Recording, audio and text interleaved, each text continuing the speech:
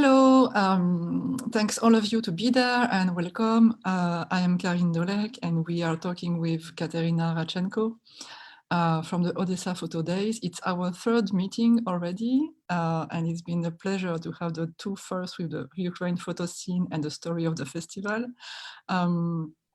It's a project initiated with Boris Eltaxen and Erika Weidmann from the Nine Lives, and the support, the incredible support, thank you so much for that, of the Deutsche Fotografie Akademie, Deutsche or German Deutsche. Thank you so much, guys. It's really nice to have you with us. So today, Kateryna is going to talk about the Ukraine photographers documenting the war.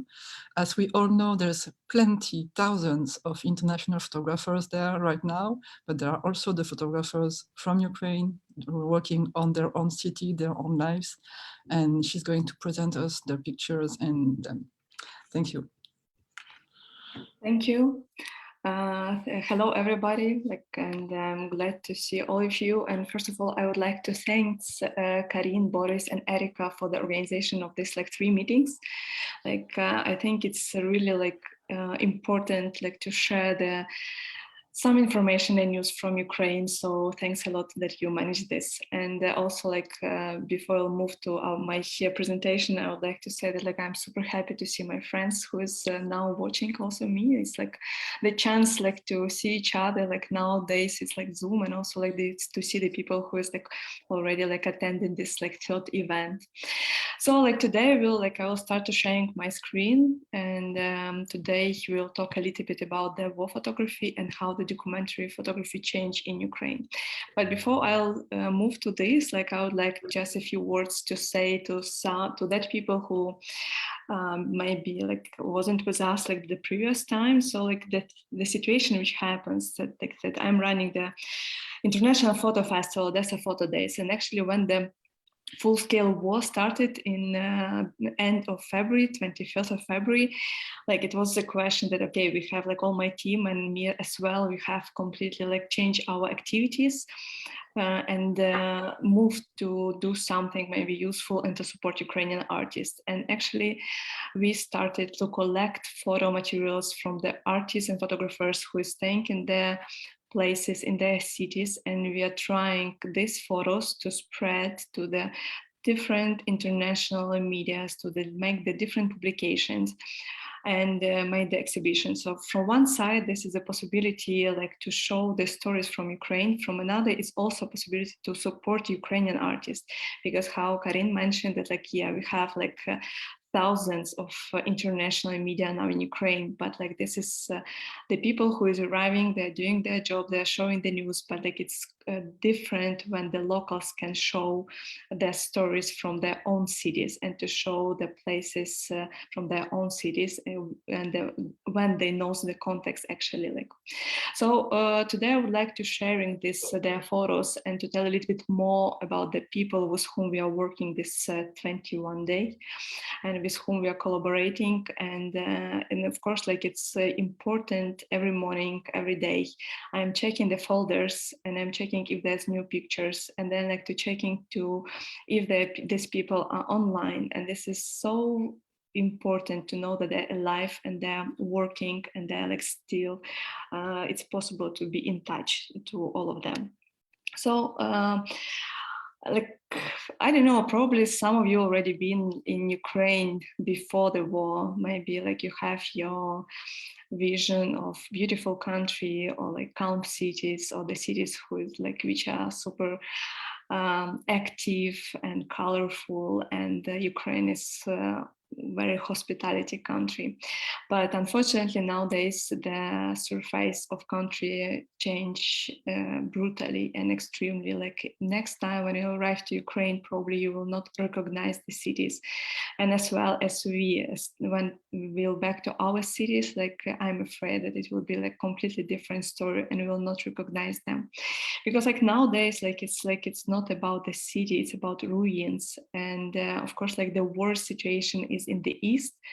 The terrible situation is with Mariupol. It's completely destroyed. There's no safe house left.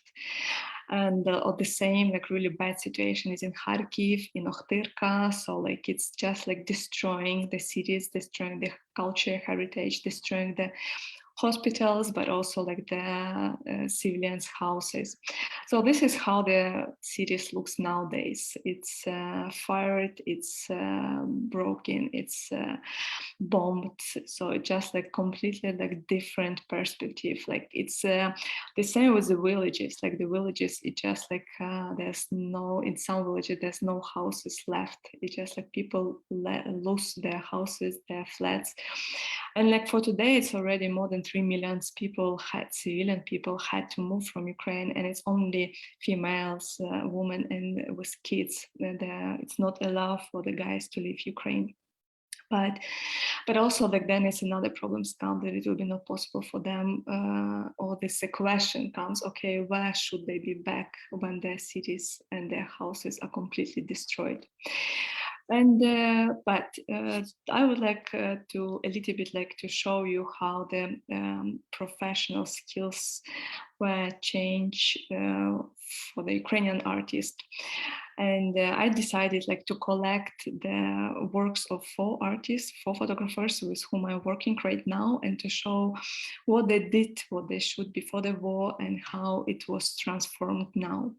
So Volodymyr Petrov, a young artist who is based in Kyiv, and he's absolutely fan of the black and white photography, the classical composition, and he's capturing the beautiful stories from the daily life. Like so, each photo, it's like kind of a small story from the different places of Ukraine. Each of them is like has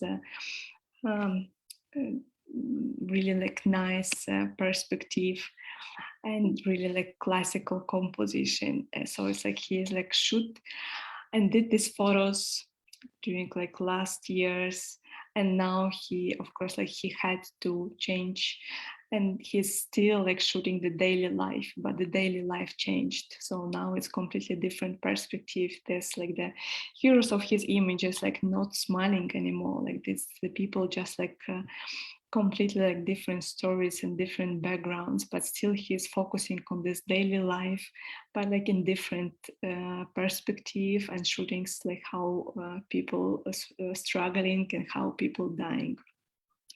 Another artist, Mikhail Palinchak.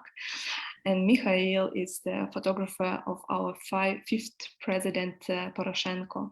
And because of this, he had access to a lot of international events, political international events. And this series of work, which called bilateral rooms, actually he created because of this special access, like to make the possibility to be and to shoot. These rooms were created for the conversation on the different, like on the political levels, to discussion of the future of countries in Europe, and like and the collaborations between them. Like here's all these rooms, like it's created like to, in the case like to show like kind of rooms where it's quiet, where it's like possible like to make the decisions, where the presidents or like premier ministers from the different countries decided the most important questions, as the questions of defense or the questions of economical perspectives or developing. So the colors of these rooms, it's always only like minimal colors. It's like white and blue, that like everything is super clean and everything is super minimalistic. So just like to have this temporary architecture form for the discussions and for dialogues. And then like again, like when the war starts, he moved his family to Uzhgorod, to the west part of Ukraine, and back to Kyiv to shoot and to continue like to try to focus on the changes which is like now, and the situation which is like now in Kyiv and around the Kyiv.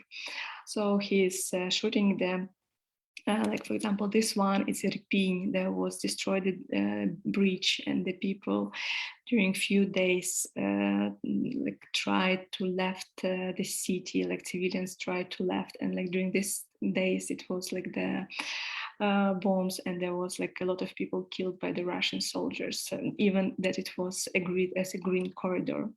Also, like he's showing the completely packed train with a lot of people who is trying to move from Kiev to the west to the more safe places, and the people who is volunteering for the army, and people who just left their houses.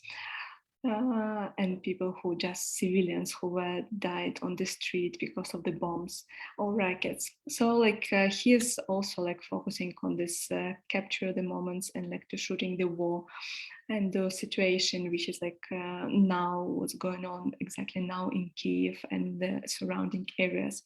This is like his it was like just day ago it was completely destroyed residency building in Kiev, and you can see that like nothing left. So just it was a huge fire, and like people left just lost their houses.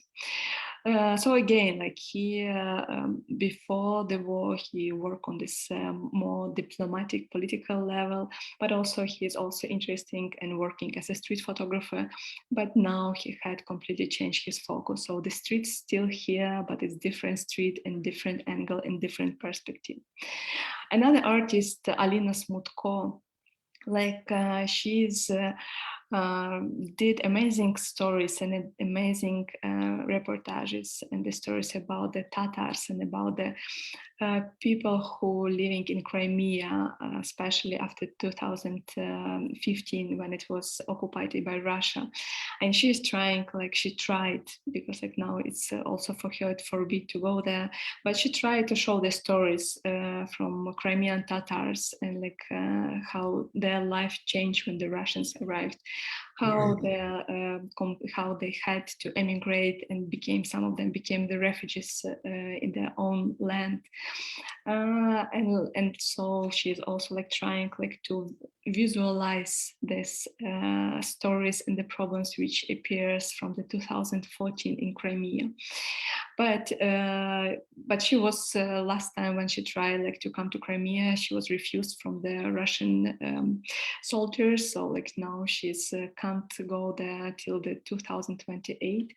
But I hope that like Crimea will be back to the Ukraine much more faster. So Alina now she's also staying in Kiev, and actually from the stories of the Tatar community, she moved to the stories of daily life in Kiev, and also like she's trying to capture the moments of these destroyings and the results of the bombs in Kiev every day and collecting these stories. So you can see like from one side, like all these artists there, there's visual connection between the works which they did before the war and which they are doing now. But this moment will be interesting too for the research after the war. Now it's important to see that all these photographers, they had actually to change their topics, and nobody from them didn't want and didn't plan to be the war photographer. They just like have to, because like they're staying in their places in their cities. And this is important, like from one side to show the stories and to show what's going on. From another side, it's also important like to stay to survive, because like when you're not doing nothing and you're not reflecting and you're not using your skills, then it's completely difficult just to stay in the bomb shelter and to wait. It's almost impossible. So, and the fourth artist, it's Pavel Dorogoy. He's actually a photographer and researcher from Kharkiv. And this series, we showed it during Odesa Photo Days a few years ago. And it's this series of work actually based on the archive of one guy, Boris Shetinin. And Boris, actually, he had never been a photographer. It's just a typical Soviet man who used to work on the factory, but as his hobby, he like tried to fix lenses for the cameras, for the Soviet cameras. And because of this hobby, he shoot from his balcony, from his window every day, just to check the lenses. So in his archive, he has a lot of photos, a lot of negatives. There was just shootings from outside, from the balcony and from his window of his house. And actually, for that time, it was 60s and 70s. He used to live in one sleeping area of Kharkiv, like one of the biggest ones. So he just during this 20 years, he collected a huge collection how this area were developed during these 20 years by shootings in different season, in different time, from the different angle.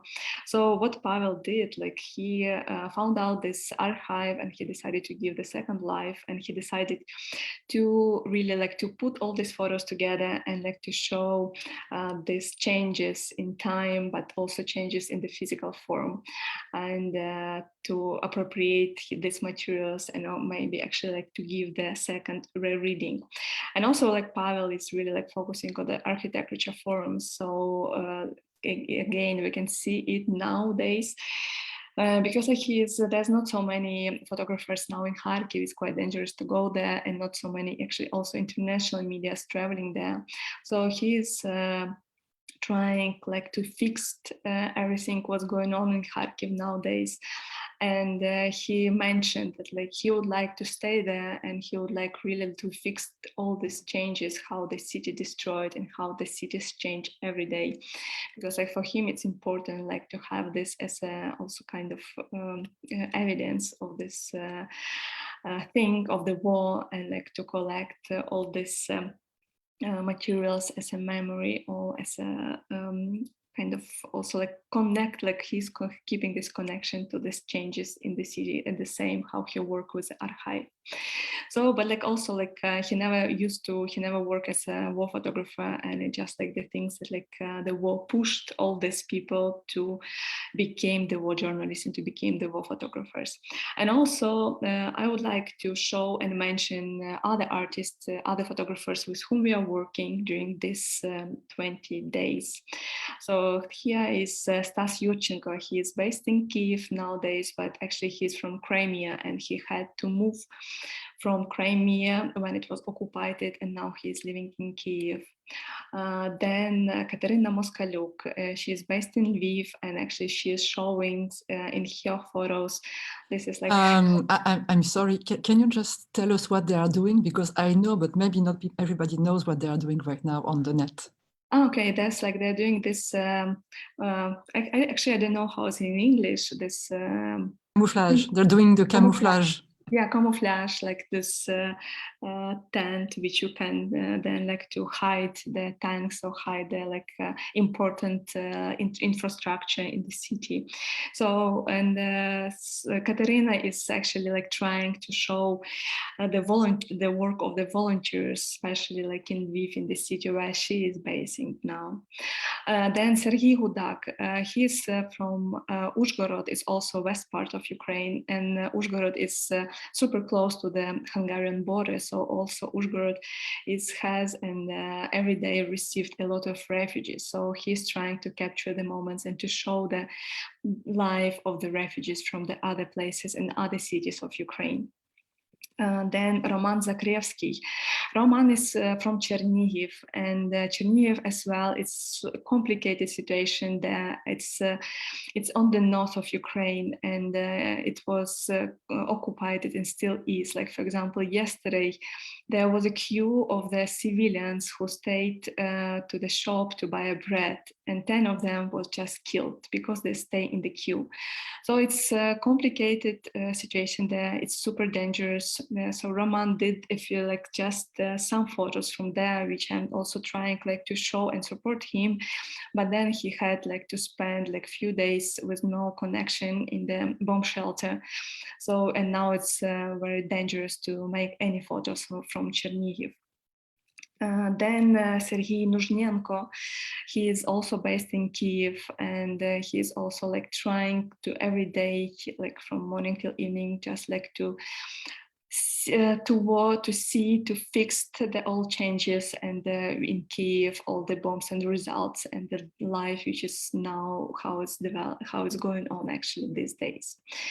Another one, Maxim Finageev, he's from Odessa, and actually he's my colleague. We are working together for the Odesa Photo Festival.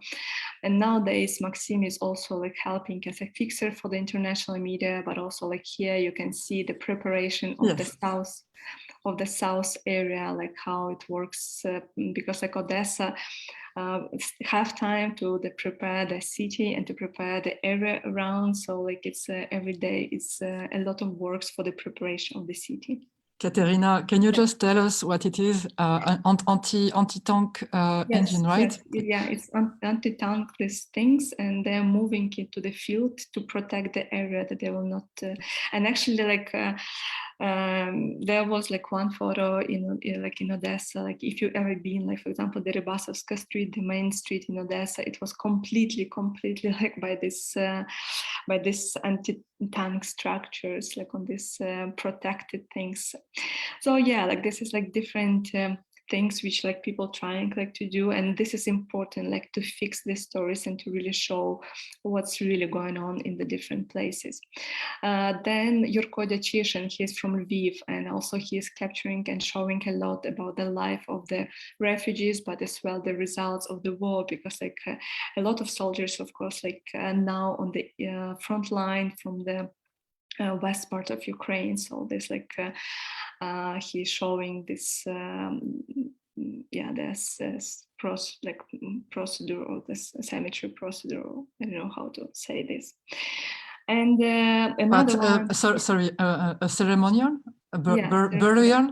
Yeah, ceremonial. And another one, and the last one, it's Vyacheslav Ratinsky, and he is from Zhytomyr, and as well he's every day I'm having the photos from him, from his region, because it's the city between West and Kiev, so it's in between, and it's also were bombed, but also this is important transition place from Kiev to Lviv or to the west, but also it's quite north, so it's everything, all the cities which is more north, to the closer to the Belarus, it's quite dangerous places. So we are having the photos from him, from his side as well. So this is the main artists with whom, main photographers with whom I'm working right now. Of course, every day there's a few photos comes from the others, and also I'm planning to involve the photos from Mariupol, because there was two photographers, Ukrainian photographers, who stayed in the occupation, but they managed to leave the city yesterday. And I would like also to mention that during this 21 days in Ukraine, it was already 5 journalists were killed and more than 10 attempts. And I think it's important, just to say their names, because it's visible when the international journalists or were killed in Ukraine, then it's more visible then, for example, the same happens with Ukrainian journalists. But it's important because all of them doing the same jobs, and all of them I really risk their lives to show the truth and to show the stories. So the journalist Viktor Dudar was lost during the hostilities near Nikolaev. Then live cameraman Yevhen Sakun was killed in Kiev. American photo and video journalist Brent Renault, how you probably know, he also was killed in Irpin, in the Kiev region. Actually, Irpin is that place where the broken bridge was of Mikhail Palinchak. Then Ukrainian journalist Alexandra Kuvshinova, she was only 24 years old, and she was killed together with Pierre Zakrevsky, who was Irish citizen, and it was happened only a few days ago. So this is only 21 days, and it's only and it's already 5 journalists were killed, but also it's thousands and thousands of civilians.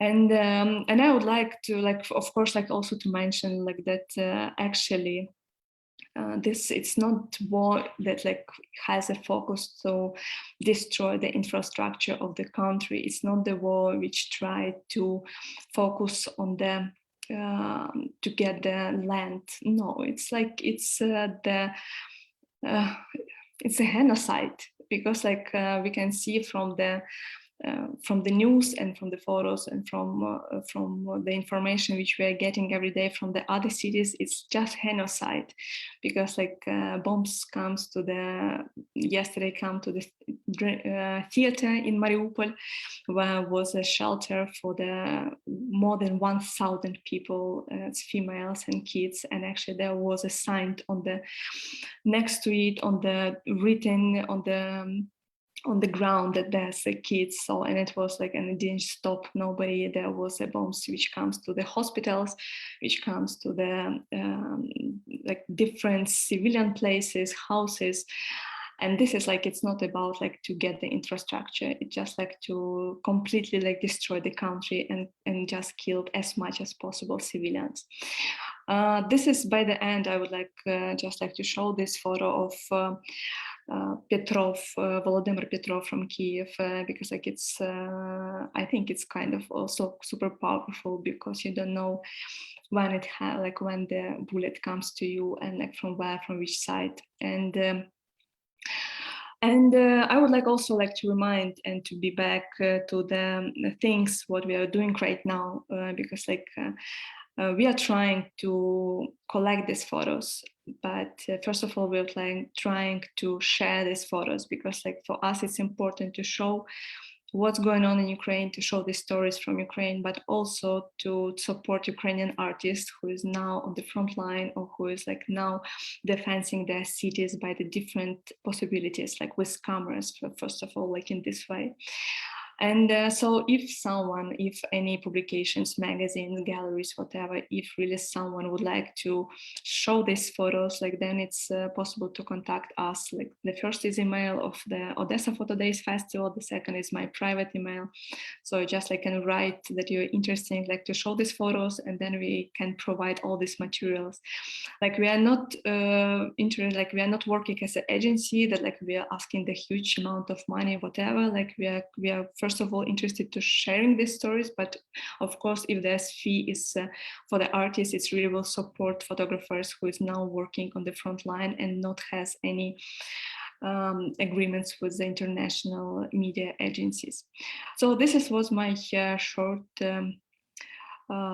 short presentation and short information about how the documentary photography had to change in Ukraine during this 21 days. And also like this is I try to show you how like our photographers now is risking every day to bring these stories and to show these stories.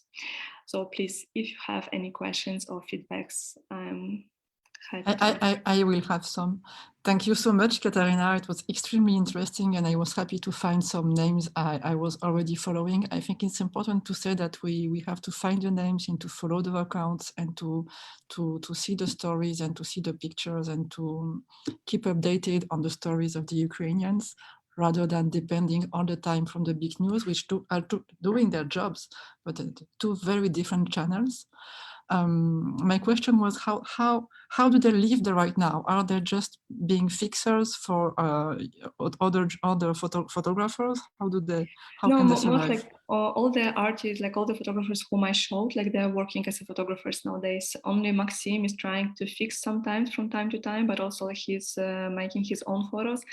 And I would like to make like thanks for this question, because like I also like wanted to mention that like it's not so easy to shoot nowadays here, because like you need to have accreditation, of course, so like it's like for example, like for me, like I thought about this, like, okay, when the war will starts, like I will take my camera and I'll go on the street. But honestly, like I understood that, like, no, I will not go on the street, because like I can't shoot these materials for myself, like these stories, like, but from another side, I understood that like, that from my side it will be much more useful, maybe like to help to spread the information than like to make photos by myself. But it's important to have the accreditation, otherwise it could be also risk for the photographer if you're shooting whatever without any accreditation. And it's also important what you make the photos and how and what you're showing, because like it's important like not to show too much that it will be not against of our positions. And how do you know that? How do you know you're showing too much or not? Well, first of all, like it's also like the materials which I'm receiving. These materials when already like something happened, and it's a result. So it's possible to show the results, but it's dangerous to show geolocations of the positions. And this is what everybody knows from the photography field. They're not making photos of this, but also like we are not even we are not interested to sharing these materials. Does anybody has other questions? Boris. Yes, what about the international photographers? Because they could also shoot certain areas of military interest. How do they behave? Well, honestly, like I can't say about like all of international medias. We can understand that there's like different photographers, different people, and different behaviors. So like it's not possible to control and to know what's going on. But I know the stories from my friends who is like working as a fixer here in Lviv, that like quite often the international medias would like to make the story of the soldiers of their positions, but then fixers saying that it's not possible and trying to control this, that like locations will be not visible and will be like one thing's like to show the portraits, like to show the daily life, but another things to show the surrounding and to show the position. Then it's not possible during the war. We had a comment from Tina Schellhorn. Tina, would you like to talk yourself? Or Oh yeah, I just wrote it down because I had no idea if I can talk. Hi, Kateryna. Thank you for all the things you're doing and all the information you're giving us. I just wanted to say, whatever you send me, we will put in Kolga and we will try to make something special out of it. And also, is there any possibility that we can support money-wise the photographers in Ukraine? Is there a PayPal? Is there an account? Whatever we can do, instead of giving money to the Red Cross, we could give it directly to the photographers. Yeah, like we don't have in Ukraine PayPal, it's not exist, but like what we did, we agreed with one association that like who is able like to collect the donation for the supporting the artists. So like we can provide the bank account of this association, and they're collecting the monies, and like then we are like planning like to spread this money to the photographers in needs. And as well, my organization like doing the same. Like we are like during this 20 days we apply for like 2 grants for the collect money to support the Ukrainian artists, but first of all that one who is on the front line. So like if you need like everybody who needs, like I can provide this bank accounts of these 2 associations. That was my question. That's the bank account I already have that we were. You have one, yeah, you have one. It's this DOFA fund, yes, and so it's possible like to send to them. We are collaborating together, and another one. It's my NGO, but like it's a little bit. There needs to be extra documents, so it's better to discuss privately. So, Kateryna, I put the list you provided to us on the DFR webpage. Yeah, if there's anything new you want me to put online, then just send it to me. Yeah, thank you. Yeah. And yeah, and also like feel free if you wanted like to, if any of your friends, any of your colleagues, any of the people who is like running the NGOs, publications, galleries are interesting to show the war. I know that it's not the pictures when people are interesting to show, honestly. Like it's not that materials which like people will to show, but I think it's important to show it, that like to really to really like provoke to stop it, because otherwise it could be, first of all, it could be much more bigger, and second, it's better to stop it now as soon as possible before it will have worst influences.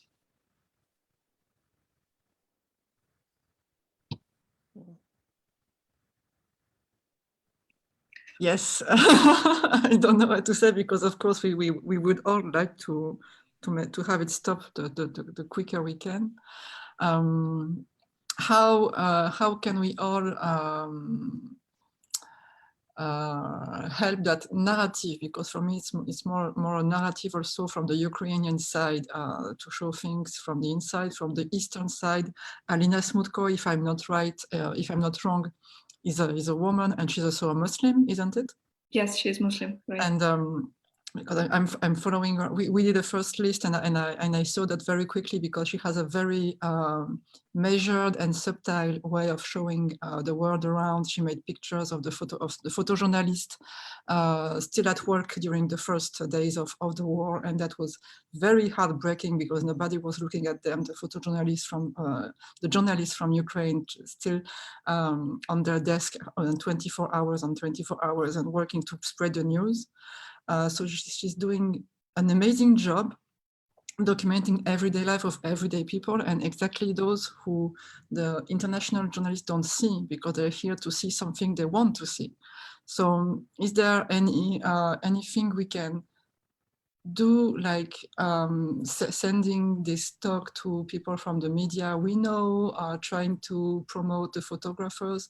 Just give us some hints, practical hints that we can do us. Well, I think that like it's all the activities will be useful. It's like from one side, of course, like it's important like to also like to talk and to show this artist like who is now working on the front line, and who is like trying, or even not in the front line, but still like working here in the field. From another side, of course, like it's important, like maybe like to try to give them the voices, like to show their stories, because like as you mentioned, yeah, like this is important, that like sometimes the local photographers can see the stories differently, but also to see the completely different possibility to tell the stories, because they're living here and they know the language and they know the context. So it could be completely like different perspective, which could be like important to show it like in the international field. So like in this case, I think it's also like important, like just like to give the voices like by the different ways which is possible. So everything like I believe that like, you know, step by step, like drop by drop, and it will be the ocean, and like step by step, and we'll make a huge changes. So every like every step is really help, and it's really support and support these changes.